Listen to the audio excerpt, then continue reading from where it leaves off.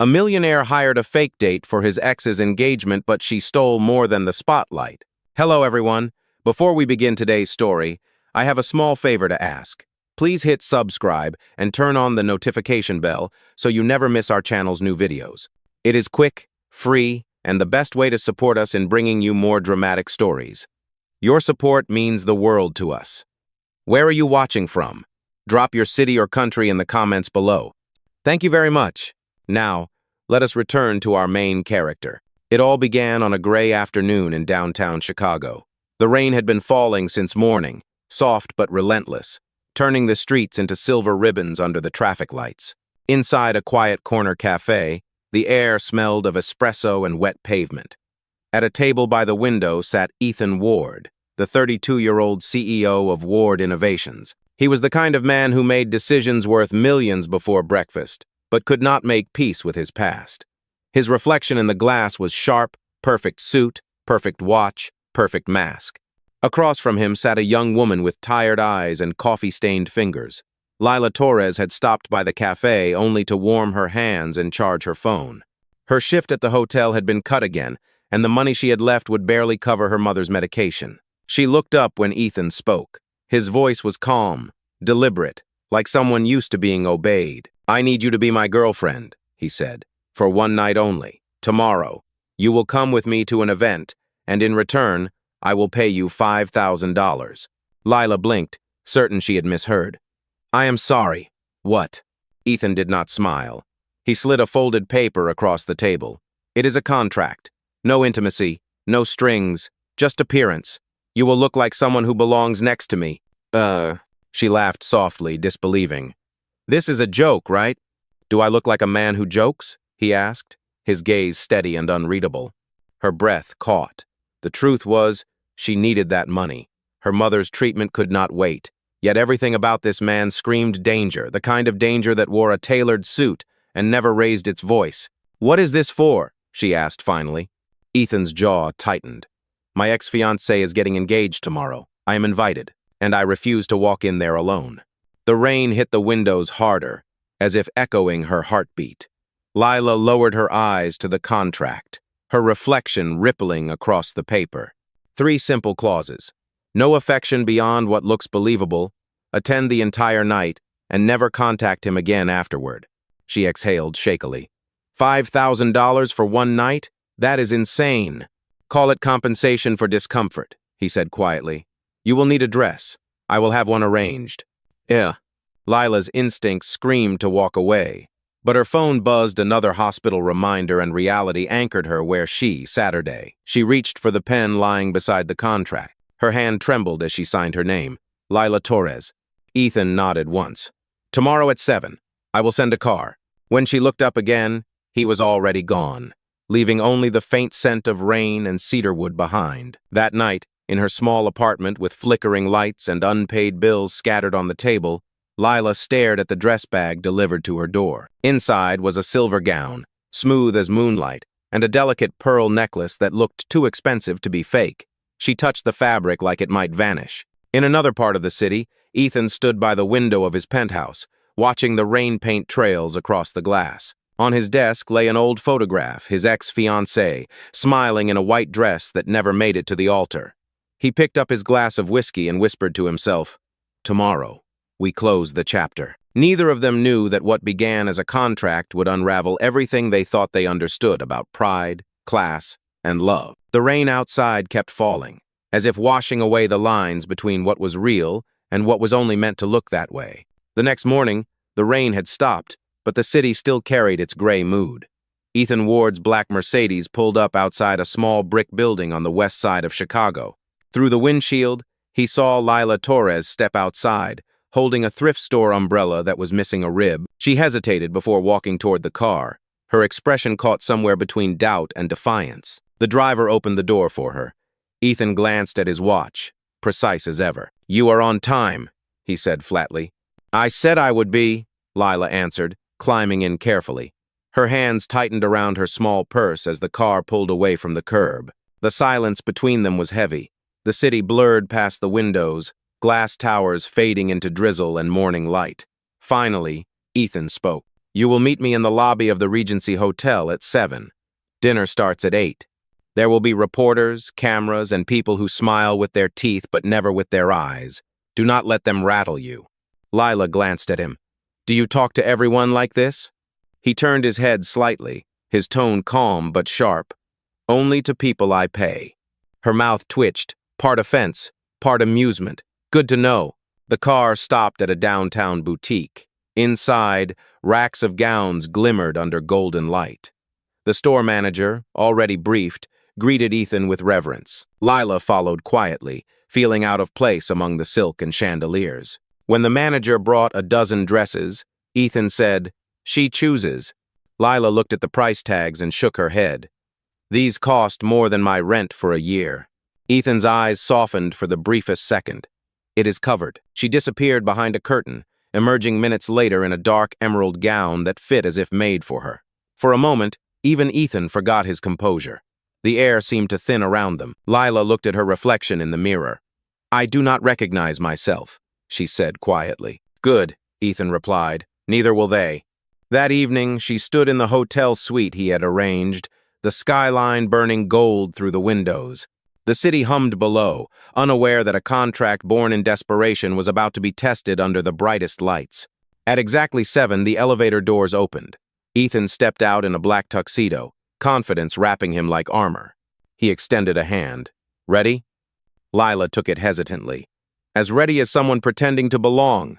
He gave a faint smile. Just follow my lead. They entered the ballroom together. The crowd turned instantly, flashbulbs, whispers, envy. Crystal chandeliers reflected the glittering surfaces of champagne and diamonds. Across the room, a woman in a white gown laughed too loudly. Ethan's gaze hardened for a moment. That is her? Lila asked softly. My ex-fiancée, he said, voice low. The reason you are here. Lila straightened her shoulders. Then let us give her a good show. When the master of ceremonies introduced Ethan, the murmurs grew louder. Cameras clicked as he guided Lila forward, his hand gentle at her waist. She moved with quiet grace, surprising even herself. People stared, curious who she was, this woman they had never seen in his world before. At the dinner table, Lila noticed the stares, the polite cruelty hidden behind smiles. Ethan leaned close enough for only her to hear. They are measuring you. Do not give them anything. She met his eyes. I have been measured my whole life, Mr. Ward. I am still here. He looked at her, and for the first time that night, his carefully built armor cracked. Then, from the opposite end of the table, his ex-fiancée leaned forward, her diamond ring catching the light. Ethan, she said sweetly, we did not expect to see you tonight. And who is your lovely companion? Lila smiled. Just someone he hired to make the evening more entertaining. A few people gasped. Ethan almost choked on his wine. Then laughter broke the tension, rippling across the table. Even his ex looked momentarily caught off guard. Later, when the band began to play, Ethan leaned closer. You handled that well. She shrugged lightly. When you have nothing to lose, it is easier to be honest. He offered his hand again. Dance with me. The ballroom lights dimmed. Under the soft glow, they moved together, slow and steady. For the first time, it did not feel like a transaction. Lila felt his heartbeat through his jacket. Ethan felt the warmth of someone who did not treat him like a headline. The music faded, replaced by applause. Around them, the whispers shifted tone from mockery to admiration. Ethan looked at her, realization dawning quietly. For a night that was supposed to be fake, everything about this moment felt painfully real. When they stepped off the floor, he whispered, You were supposed to blend in. Lila smiled faintly. Then you hired the wrong woman. The night was far from over, but something inside both of them had already begun to change. The following morning, sunlight crept through the curtains of the hotel suite. The night before felt like a dream wrapped in perfume and champagne. Lila Torres stirred awake on the velvet couch, still wearing the silk robe provided by the hotel. Her phone blinked with missed calls from the hospital. She sat up, rubbing her temples, remembering the flashes, the whispers, and the way Ethan Ward had looked at her when the music ended. Across the room, Ethan stood by the window, tie loosened, a cup of black coffee in hand. His expression was unreadable, as if the man from last night, the one who had smiled, even laughed, had vanished back into the armor of a CEO. You should eat, he said without turning. Room service brought breakfast. Lila shook her head. I need to go. My mother's doctor called. I have to check on her. He finally looked at her. You will get your payment today. My assistant will handle the transfer. Her jaw tightened. That is not why I stayed. A brief silence hung between them, then Ethan exhaled and placed his cup on the table. You did well last night. Better than I expected. Thank you. And the words sounded professional, but something in his voice betrayed hesitation, like gratitude trying to sound like formality. Lila nodded slowly. You are welcome, Mr. Ward.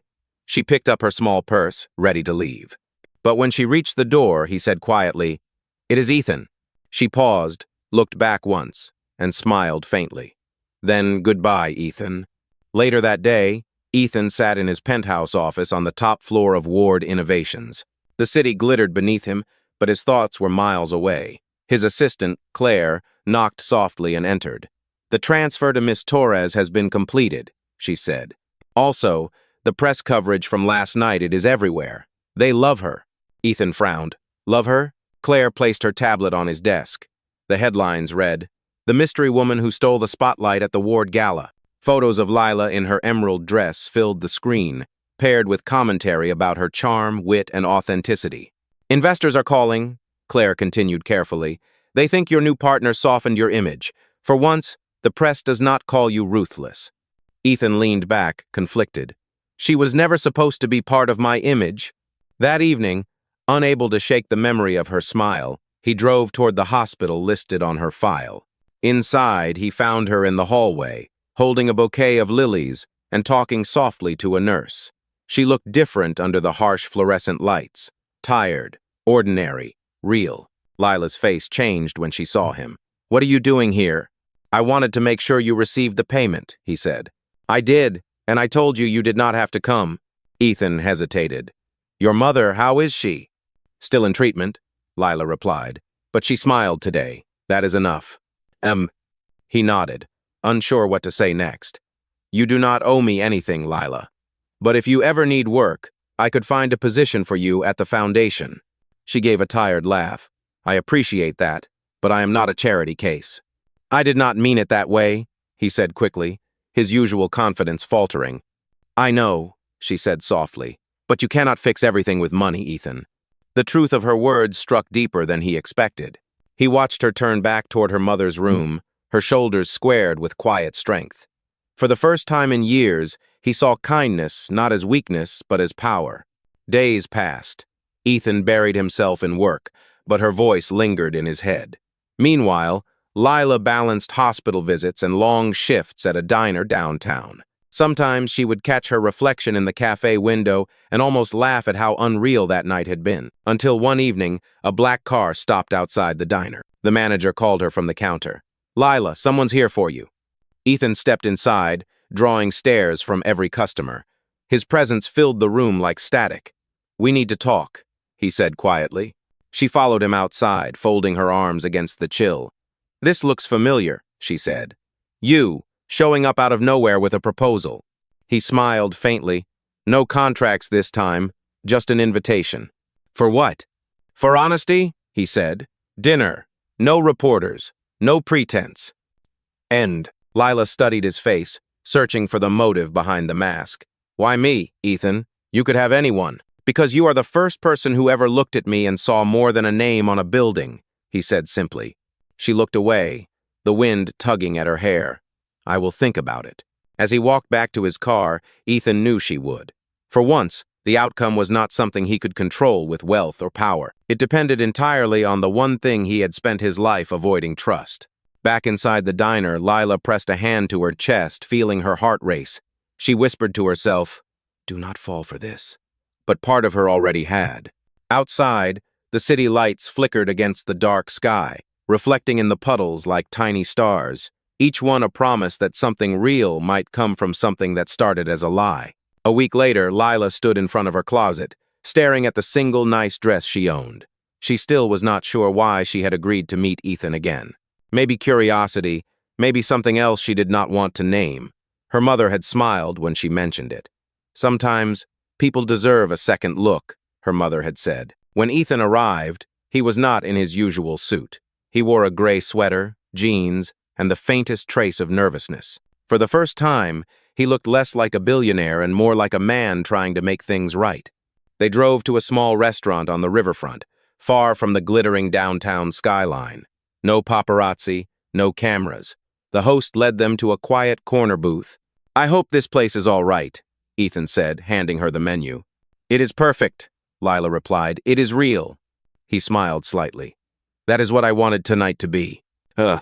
They talked over dinner not about business or money, but about music, family, and the strange ways life can twist two people into the same orbit. Lila told him about the art classes she used to dream of taking, and he listened without interrupting, something he rarely did. When the waiter cleared the plates, Ethan leaned back, studying her face.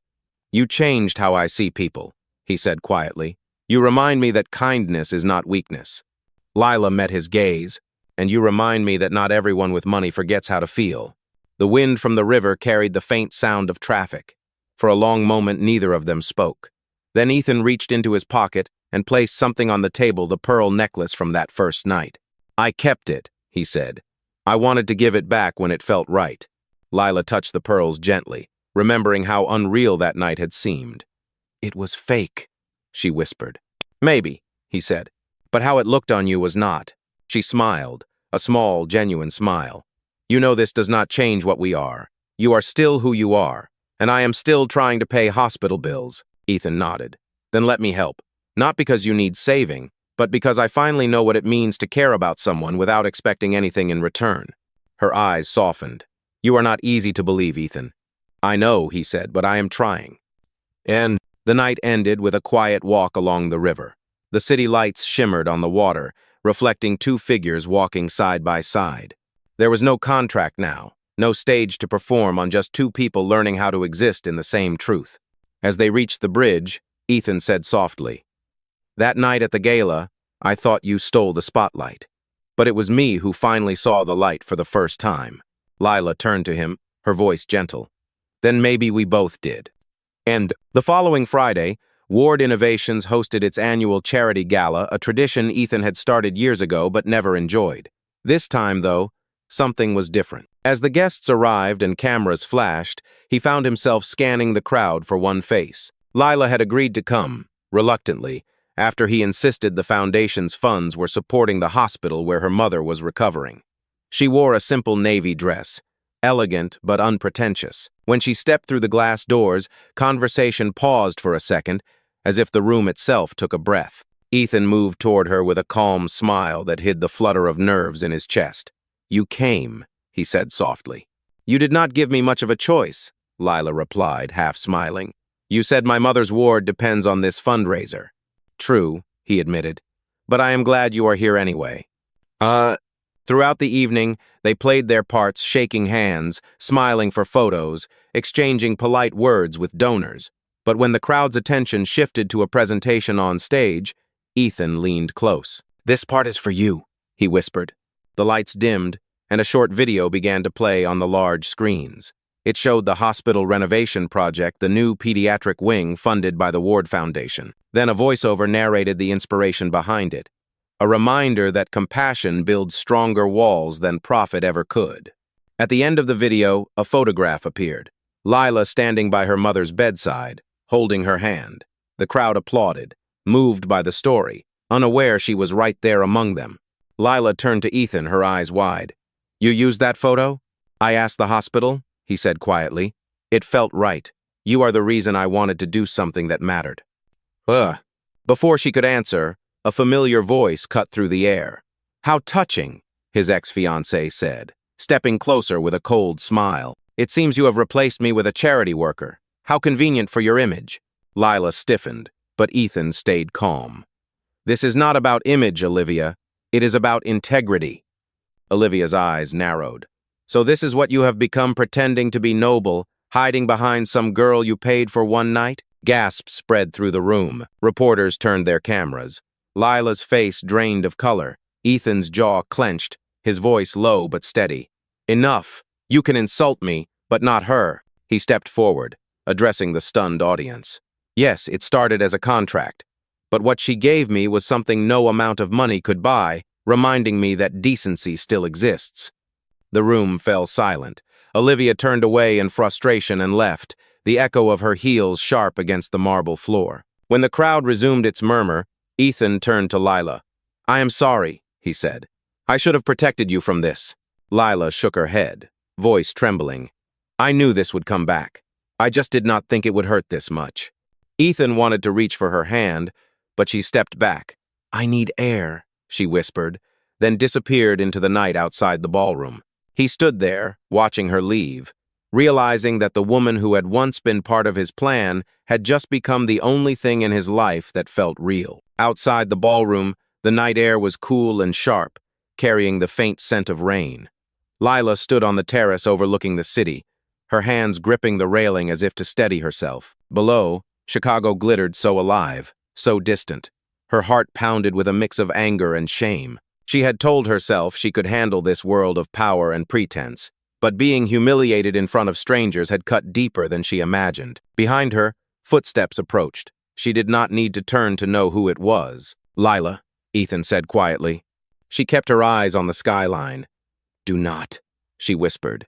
"Do not say you are sorry again. It will not change what just happened." He stopped a few steps behind her.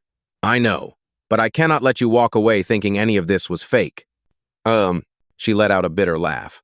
"It started fake, Ethan. A contract, a deal, and now look where it got us." He moved closer, his voice steady but heavy with regret. "You are right. It started that way because I was too proud to admit I cared about appearances more than people. But you showed me what real looks like." Lila turned, eyes glistening under the terrace lights. "You do not get to rewrite the story, Ethan. You humiliated your ex, and now you let her humiliate me. That is not kindness, that is ego." He took a breath, his gaze soft but unflinching. "You think I do not see that? You think I did not hate myself the moment she spoke? I built a life on control, but tonight proved how little of it I actually have." The raw honesty in his tone caught her off guard. For a moment, she saw not the billionaire but the man who had confessed over dinner that he was tired of being alone. "I never meant to hurt you," he said. "You were the only part of that night that felt right." She looked away, fighting the ache in her chest.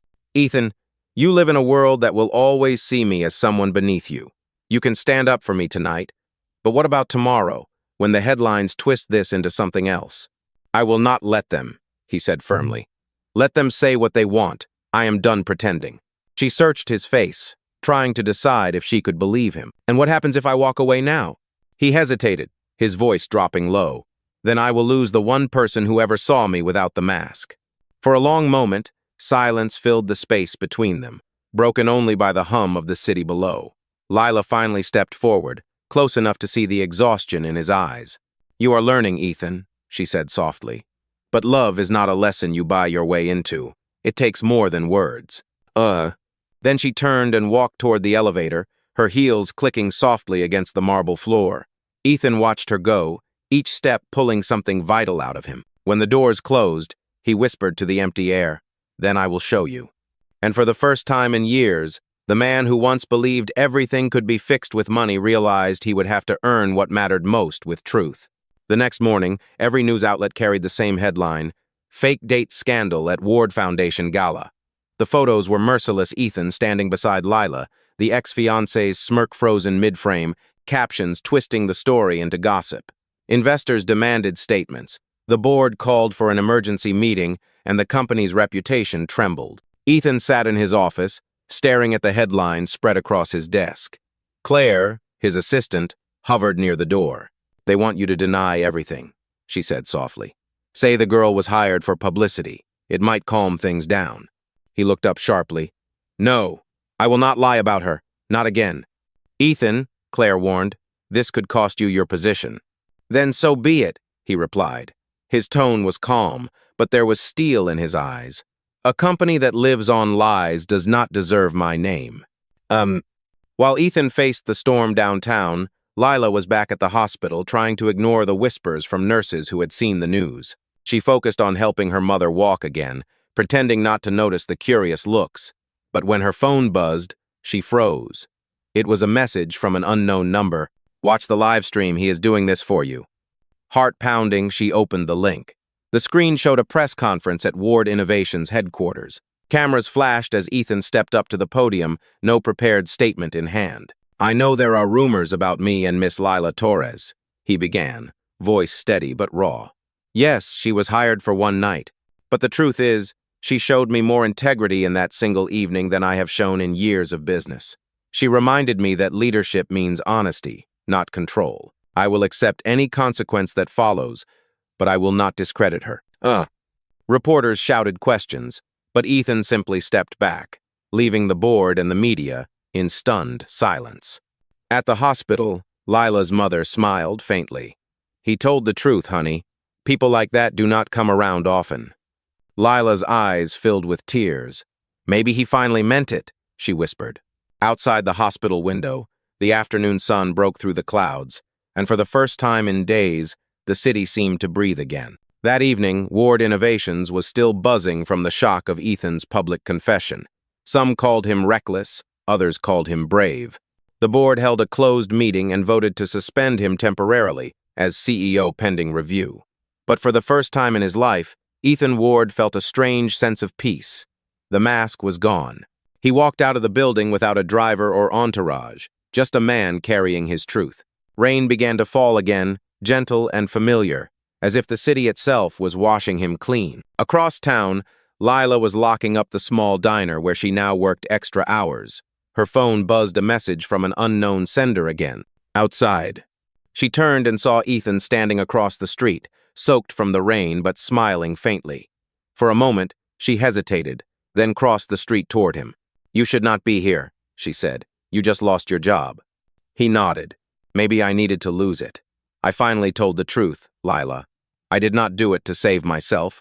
I did it because you were right. I had to earn something real." She folded her arms, rain dripping from her hair. "And what is it you are trying to earn now?"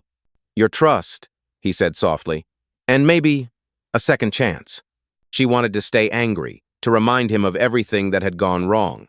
But looking at him now, standing in the rain without his armor, she saw sincerity where arrogance used to live. "You are a hard man to believe," she whispered. "I know," he replied. "So let me show you instead." He reached into his pocket and pulled out a small velvet pouch. Inside was the pearl necklace she had returned weeks ago. This time, the broken clasp had been replaced with a silver heart charm engraved with one word: real. Lila looked up, her voice trembling. "You kept fixing it." "I kept hoping," he said. "Not for perfection, just for a chance to make things right." "Oh." For a long moment, neither of them spoke. The rain softened into a drizzle. Then Lila smiled through the tears she had been holding back. "You may have started as my mistake, Ethan Ward," she said, "but maybe this time it will be our beginning." He reached out his hand. She took it, and under the soft glow of the streetlights, the city no longer felt so cold. 6 months later, the city looked different to both of them. The Ward Foundation had recovered, stronger than before, and Ethan had returned as chairman not because the board forgave him, but because his honesty had inspired investors to stay. Yet, instead of celebrating profits, he redirected a large portion of the company's earnings into charity programs. One of them funded art scholarships under a new name, the Torres Initiative. That afternoon, the foundation hosted a small exhibition inside a renovated gallery downtown. Soft music filled the air as guests admired the paintings. In the center stood a new piece, a portrait of a woman standing by a window, the city behind her glowing like starlight. Beneath it, a small plaque read, "To the one who taught me that truth is worth everything." Lila walked into the room, her dress simple but graceful, her eyes bright with quiet pride. She stopped in front of the painting, recognizing herself in every brushstroke. From behind her, Ethan's voice carried softly. "You said art tells the truth better than words. I finally understand what you meant." She turned, smiling. "You commissioned this?" He nodded. "And I made sure your name is on every scholarship form. I wanted people to know it started with you." She shook her head gently. "It started with you deciding to change." Ethan smiled, slipping his hand into his pocket. When he pulled it out, there was no velvet pouch this time, only a small silver ring with the same word engraved inside. "Real." He took her hand, his voice low but steady. "No contracts, no conditions, just one promise to never pretend again." Lila looked at him, her eyes shining. "Then this time you are not hiring me?" He laughed softly. "No, I am asking you."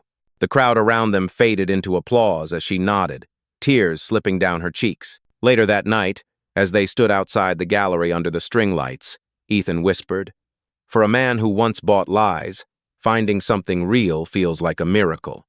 Lila leaned against him, smiling. "Maybe it is not a miracle," she said. "Maybe it is just what happens when people finally choose truth." And as the city lights flickered around them, it no longer mattered where they came from because this love, born from a contract, had become the most honest thing they had ever known.